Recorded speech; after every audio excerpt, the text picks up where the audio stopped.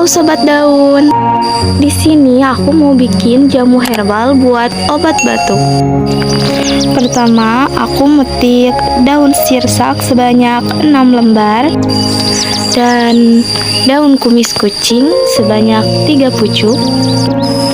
Setelah dicuci bersih, aku masukkan semua daun-daunan ke dalam gelas.